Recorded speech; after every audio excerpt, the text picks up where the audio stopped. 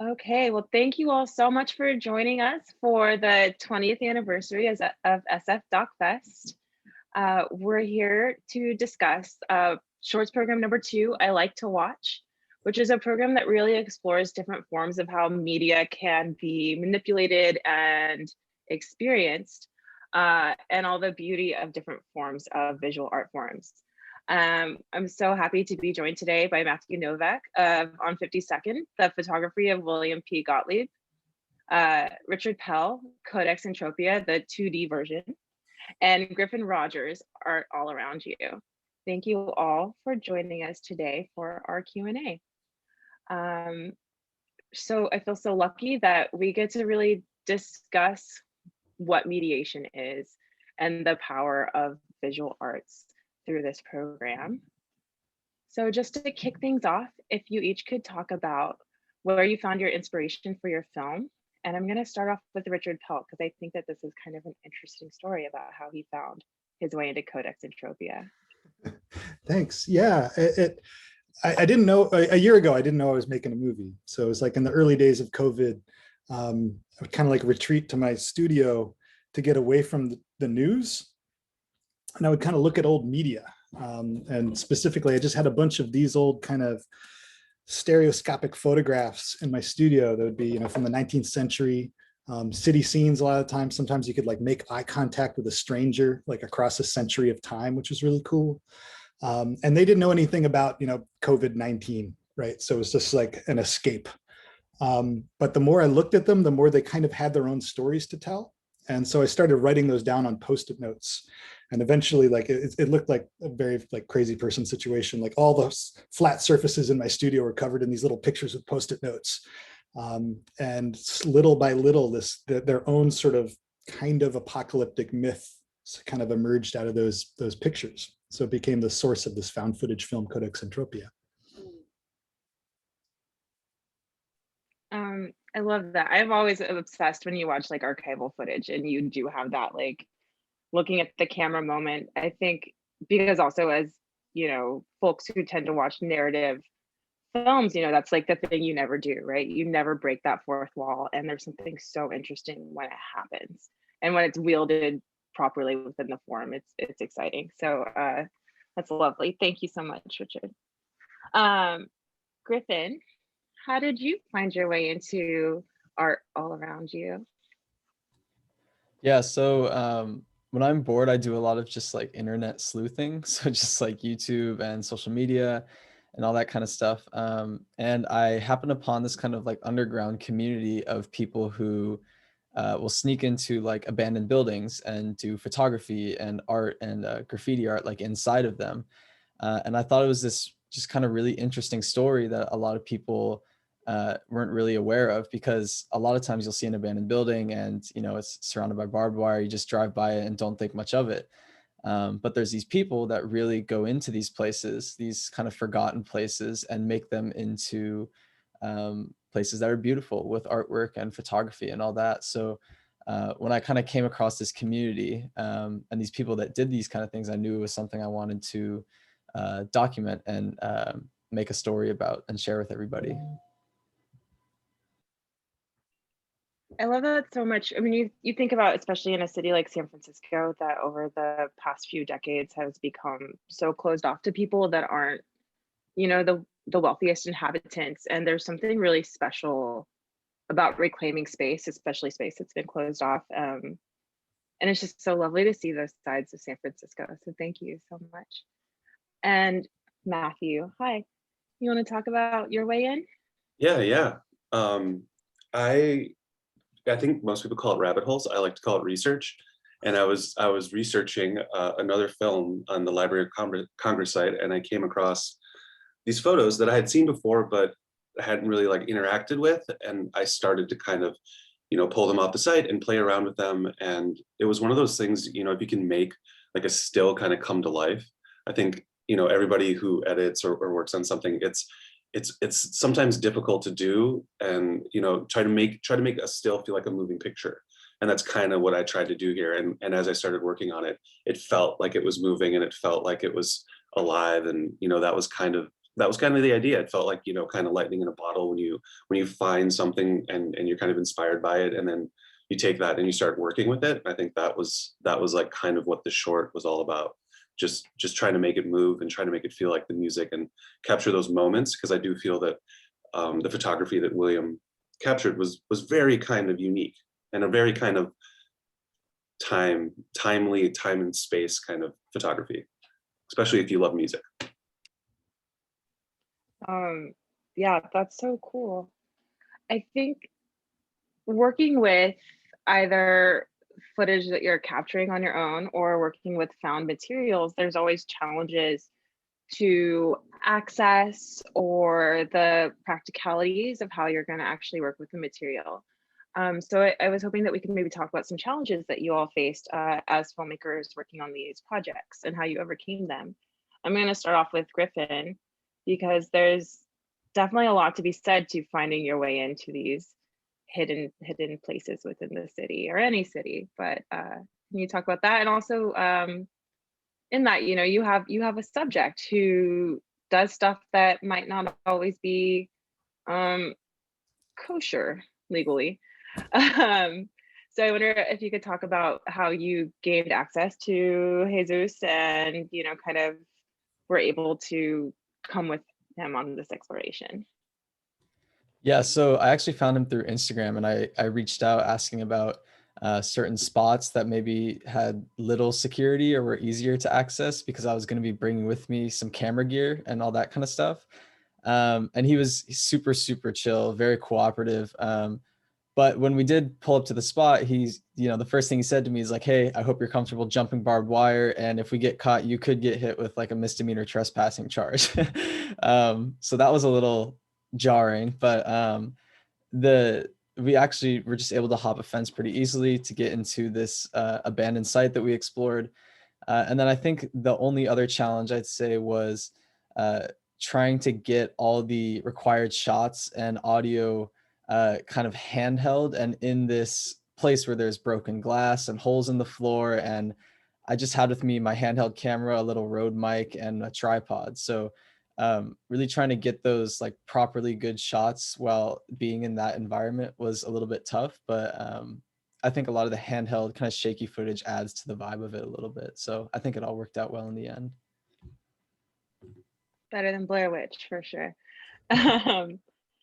Rich, can you talk about, I think you're working with physical media, and not only that, the in-person exhibition platform for this form is 3D.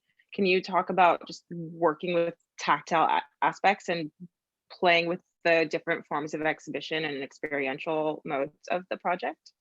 Yeah, I mean, so I in the course of making it, once I kind of figured out I'm making a movie here, I had to keep like acquiring more footage, you know, and this is footage, right? This is just these like old pictures, and you can see they're weirdly curved for some reason. That made sense in the 19th century, I don't know, but it made it like impossible to like scan them on a flatbed scanner without like destroying them. So I ended up building like a weirdly complicated photo rig so that I could have them all positioned exactly in the right spot, like within the depth of field of the camera, so that they would all be the same.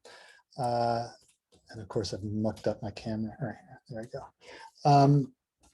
So there ended up being like technical hurdles like that I just couldn't have imagined in the beginning. And like, how do you light an image like this so there's no glare? And then once you got it all set up, there's like all kinds of dust and scratches and stuff, and it's doubled, right? Because there's two images. If you fix one, you have to fix the other. So all that kind of stuff ended up being like, I gained this like expertise in making like this really weird format of film that I'll probably never make another one of. But I feel like I should write a tutorial for somebody. I don't know. I hope it would catch on. You know, these are like 3D footage from 150 years ago. It's like pretty mind-blowing, like the depth of clarity within them, and trying to like preserve that as much as possible, because it allows you on the video screen to kind of like crop pretty heavily into the image and kind of zoom in on distant places and times. Yeah, I think that they're curved because of the way that the viewers used to be. I remember reading about this in school, and it's like, and this is just me. Yeah. Oh yeah. You know, Because it's like it's shaped for your round eyeballs. No, I'm just I kidding. guess it sounds like a selling point, you know? There we Um, go. I it could have been works a great. really well. I love it so much. It's so special to see actual things, like when you look at like the old like wax cylinder like sound devices and stuff, it's literally what we've led up today. It's like what makes these little ear pods in my head work, like all of these kind of theories of how technology has evolved is really interesting. And I think you really capture that like in your manipulation of the form in your work, which is exciting. And now onto the purely digital space. Matthew, can you talk about your way into the rabbit hole that is Yeah, Library of Congress research? yeah, and we spoke about a little earlier the Pellinger archives. I don't think it's a coincidence that like two of the short films I've actually finished have been basically the resources were there for me. I've been working on multiple different, feature documentaries and other projects that obviously with the pandemic, it's a little harder to get shoots together and do all that. So these were places that I could find, like everything was there and accessible to me. And I think that's something as a filmmaker that I really feel lucky that those places exist, that a place like Library of Congress or the Pellinger Archives exist as far as being able to find archival footage or kind of research things that have happened in the past, or just kind of go down those rabbit holes. And yeah, I just really don't think it's a coincidence that the two short films I've finished have both been able, like I was able to access almost all of the footage, besides music from these archives. And for me, I think that's it's telling maybe about how I make films, because I try to put together these huge projects with people all over the states, or you know what I mean, and they're very complicated with shoots and everything like that. And then I find myself into these little worlds, and I can like put together something that is kind of all laid out for me. And I think that as far as like making films is concerned, it's a really great resource. Like I wish there were more. I wish we had all these, I wish there was like a million different kinds of places people could go and create these stories, especially stories that I think like you could take this footage and I think you could have 100 different people and each person would be able to do something different with it. And I think that's kind of the cool thing about like what we do as filmmakers. Like, you know what I mean? You kind of see something yourself, but that footage has been sitting there for probably 40 years. Same thing in the Pellinger archives. Some of that footage has been there for a while. So, the rabbit hole is fun. But it also, I think, is kind of telling that I was able to finish two projects because everything was there and laid out for me. So it's just a great resource to have.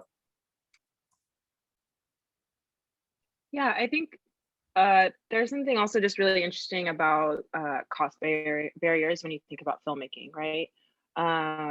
I decided to literally go to school to figure out how to overcome those barriers in the narrative space. But there's something really special about stories that you can find that are do it yourself with your handheld camera or through your research. There's a sort of like democratization. I cannot pronounce that word right now. Sorry, audience.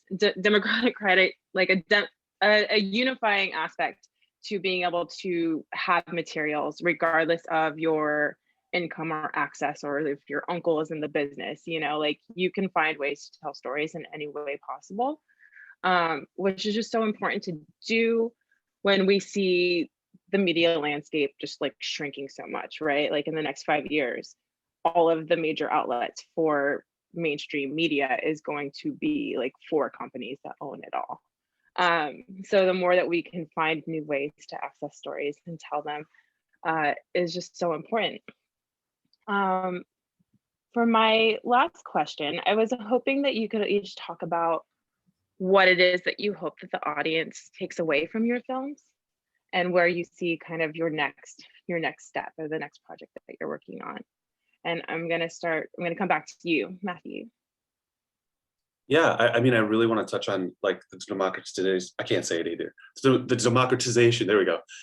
of film. And I think it's really important for people to know, and this is one of the takeaways that I, if I ever am up in front of an audience or anybody sees this, I'm like, listen, like, you can make things and you don't have to spend years doing it and millions of dollars, like, especially people who haven't had access to, this equipment. And I think that it's been democratized across a lot. You know what I mean? When I started, it was 16mm film and 8mm. There weren't digital cameras 15 years ago that really, I mean, my phone now is like such a tool. If I had this when I first started out, like, I can only imagine the things I would have been able to do. But I think it's really important to kind of talk about how, it's accessible and making it accessible. And I think the more people who understand that they can just tell stories from whatever they want to do in their daily lives, I think it's really important. So that's like one thing I really like to do, because this is the second film I've been able to make in this kind of low budget world. And it's exciting. Next projects, I guess I have to actually start filming people again. No, I have one about space that came about when the pandemic started. I started talking to people. I lived out by Ocean Beach in San Francisco, and I reached out to filmmakers and artists and friends, and I was like, hey, like, what do you think about space now? Like, where's your space now? Is it in your house? Is it outside? And a lot of people started getting back to me and just talking about space. So that's been my next project. Just, it's not really pandemic focused, but I think it just focused on like how people kind of live and move through space now that we've had to really think about it in a different way, I think, this year. Especially in a city like San Francisco, where even me, I'm in a studio in LA that is a shoebox and rode out the pandemic. So it becomes so much more of an issue, especially when you're in like an era of rapid gentrification and Definitely. high cost of living. So that's awesome. Griffin, you want to talk about what you want to walk away with from this film and what you're working on next? Yeah, absolutely. So I think the most important takeaway from my film, at least for me as the filmmaker, is to always keep an open mind when it comes to things that potentially you don't understand. And so the subject of my film, Jesus, talks a lot about this, and how a lot of people, since he's very active in exploring like abandoned buildings and this kind of photography, a lot of people that he talks with view it very negatively and like, oh, that's abandoned and that's private property. You shouldn't go in there. It's graffiti, vandalism everywhere. But at the end of the day, there's a lot of beauty to be found in these places, and there's a lot of art around there. And so it just comes with being open to understanding and kind of trying to comprehend things that on the surface level, it might seem like, oh, like that's a bad thing, that whole kind of mindset of being open to it. And then up next for me, I'm not entirely sure, though I think I would like to kind of stay in the kind of underground handheld documentary space. And so I might actually do something else with my subject, Jesus, something in that same kind of space. So yeah, that's it for me. I mean, that's so awesome. And I think it comes back to what we were already talking about, access, right? If you think about what it takes to make like official public art in a city, it's this huge bureaucratic process that means that like you have to be officially like brought on by a city whose leaders might not always be of the same mindset. So there's something about like seizing the means and saying like, this is my art, this is unused space that like doesn't mean anything to anybody except for a dollar value. And so like bringing out the beauty in places that have been abandoned and forgotten can enrich a space in a way that doesn't need multi-million-dollar like arts projects, so F those haters. Like I say, grab it. Those walls are for everybody. And then Rich, you want to talk about yours? I think yours is interesting too, because it's the physicality of something and archives of something that will go away if we don't remember them and capture them, which is really important. Yeah, I mean, there's something about, I mean, I love old media, old recordings, but there's like an inherent assumption that it's about the past, that it's a backwards looking arrow, and they were all created with the future in mind. Like every one of these images in here, even the ones that seem really mundane and everyday, a lot of the time they were recording something that was crazy new, some like emerging farming technology or something. A lot of them, basically like science fiction, and it's really helpful, like if you can kind of put yourself in that space of wonder, when kind of the future was sort of wide open, that the future that we landed in wasn't the only one that could have been, is just something that I keep coming back to every time I look at these pictures. So it's something, you know, I don't know, it's like a meditative practice to like see the future by looking into the past or something like that. I think everyone should do it. That's my takeaway. Everything's sci-fi if you try hard enough. That's my Yeah. rule of thumb. Yeah. Well, thank you all so much for joining us today and for sharing your films at SF Doc Fest. Audience, I hope that you had a good time also. And we appreciate that you come together to share these stories about mediation with us. Okay, thank you. I'm going to stop recording now. Bye, audience. Bye, audience.